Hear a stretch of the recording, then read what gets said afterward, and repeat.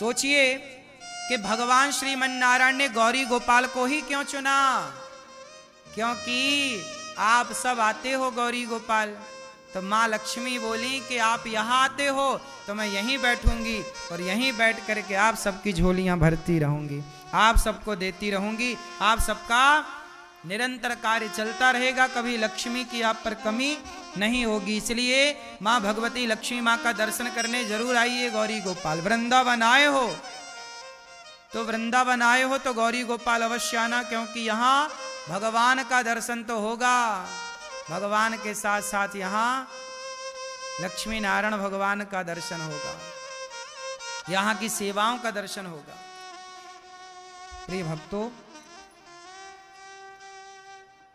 जब नारद जी ने कहा कि भक्ति, सनकादियों से कहा भक्ति का दुख दूर कैसे हो, बोले भागवत सुनवा। भागवत सुनाई सदा हरिद्वार में, सदा सेव्या श्रीमद् भागवती कथा। सदा सुनो भागवत, क्या सुनो? नित्य भागवत जी की महिमा सुनी तो भक्ति ताता थैया करके प्रकट हो गई। बोले भागवत सुन के मेरा सारा दुख दूर हो गया, सारा कष्ट दूर हो गया। भागवत सुन के भक्ति का दुख दूर हुआ तो हमारा और आपका भी कष्ट भागवत से ही दुख दूर होगा, हमारा कष्ट भी खत्म होगा भागवत जी से। अच्छा, यहाँ एक सवाल खड़ा हुआ, नारद जी ने किया सनकादियों से।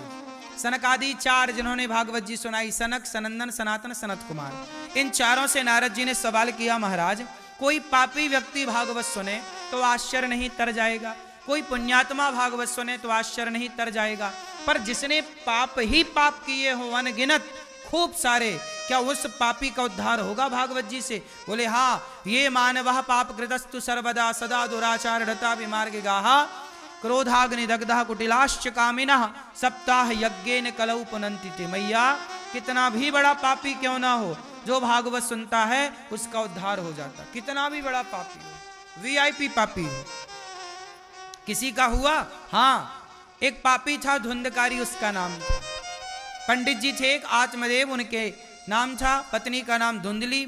आत्मदेव जी का कोई संतान नहीं थी, उन्होंने जंगल में जाके रोना शुरू कर दिया। एक संत जी ने देखा, कथम रोदसी विप्रत्वम, क्यों रो रहे हो? महाराज मेरा बेटा नहीं है इसलिए रो रहा हूं। संत ने समझाया कि बेटे के लिए ना रोइए, भगवान का यही है माया,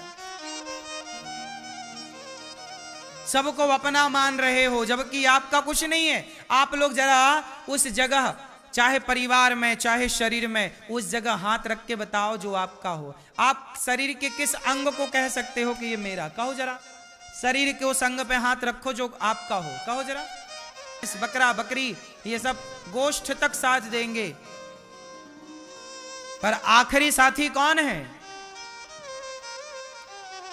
धनानि भूमौ पशवश्च गोष्ठे नारी गृहद्वारि जनः श्मशाने देहश्चितायाम परलोक मार्गे धर्मानुगो गच्छति जीव। कहा जब हम जाएंगे तो हमारा शरीर भी साथ ना देगा, चिता पर रह जाएगा जलता हुआ। हमारा पाप हमारा पुण्य हमारे संग चलता है, धर्म हमारा साथ देगा।